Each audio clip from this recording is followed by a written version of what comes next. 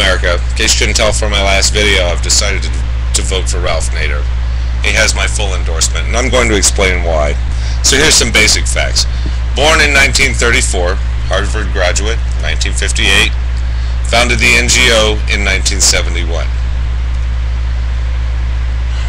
Let's point out that the last time that a third-party candidate was elected, it was Abraham Lincoln.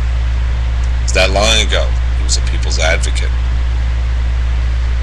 Third parties have made great changes in this country. Among them are women's rights, the abolition of slavery, and the minimum wage, which in this day and age is very minimum. He spent the early part of his years creating the Environmental Protection Agency, the nuclear energy regulatory work that he's done.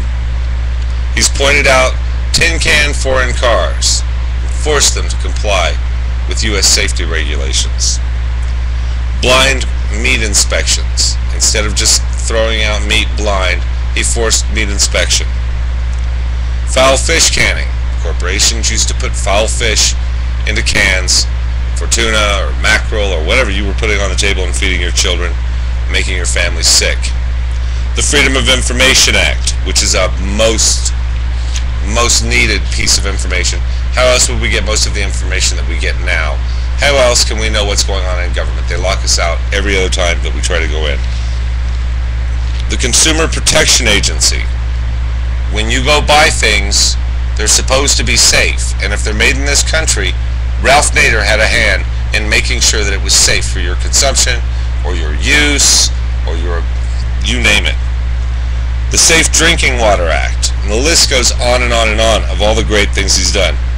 You know, the Safe Drinking Water Act,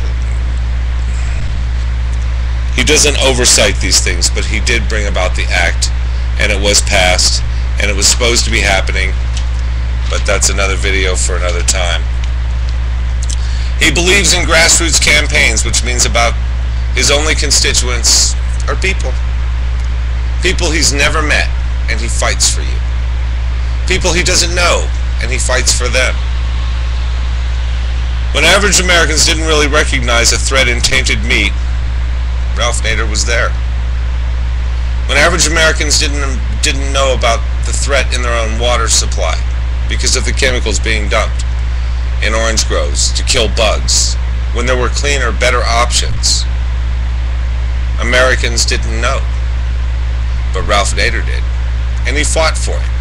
For you. And for me. He's never been a politician. He's been a citizen advocate.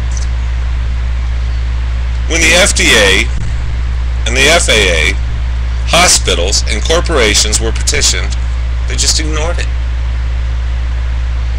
When they ignored it for complaint, when their complaints were ignored, Ralph Nader went to fight for them.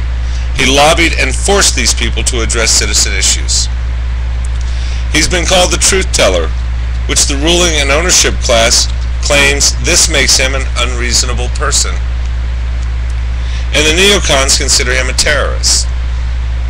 Well, if you've been seeing any of my videos, you gotta know I like this guy a lot as a result of that. He expresses a non-fascist relationship with the world in trade and pushes for clean air, clean energy, and wants to wage a war of knowledge to stop class warfare.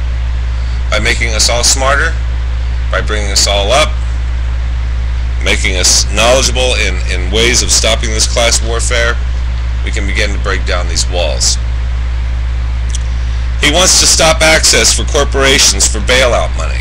Anytime you're in trouble, if a corporation's in trouble, just like any other company, you're not making money, and it's down to sink or swim, glug, glug, glug, glug, glug, you're going down, baby.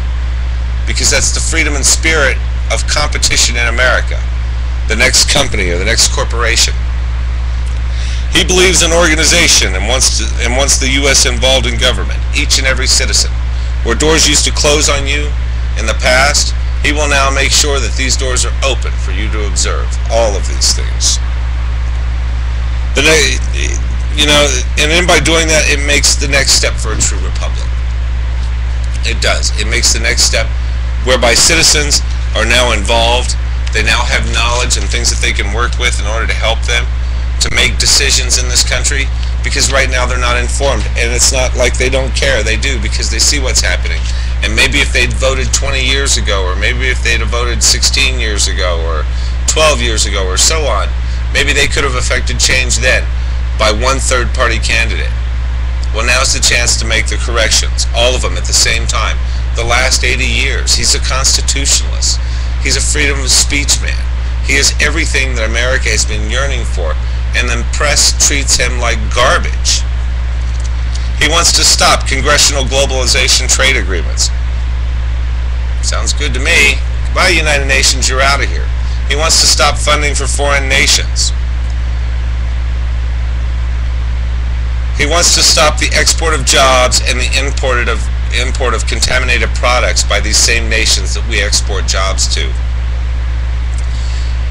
He wants to eliminate the two-party dominated electoral college where second place wins elections, like Bush Jr. in 2000.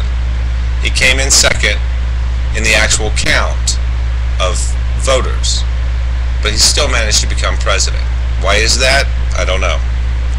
In Germany, when 5% of a progressive part wins an election, 5% set representative seats. No matter what party they're with, if that party wins 5% of the electoral vote, they get 5% of the seats. And this translates to millions of votes. This is no small quantity. You're not talking about 5 people voting 5%. You're talking 1.5 million people voting for a candidate they'd like to see sit. He wins against his opponent. He takes the seat. He believes in freedom, no special interest infringements, and no concessions therein. He doesn't go along with big business. He says yes to universal health care.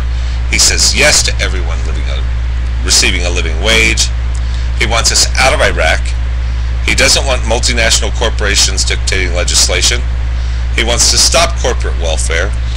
And few people mention that in 2000, 250,000 Democrats jumped ship and voted Republican. No one mentions that. They're not even talking about the votes Nader got or the votes that went. But 250,000 Democrats voted Republican for George W. Bush. So, oh yeah, all you old-timers, you can blame all that on Ralph Nader. So if you want to talk about the spoiler candidate, let's talk about Al Gore. Perhaps it would have been better thought to think that Al Gore should have dropped out of the race to let Ralph Nader win. Because, yeah, I'm going to use this coin again. This old, beat-up, tattered coin.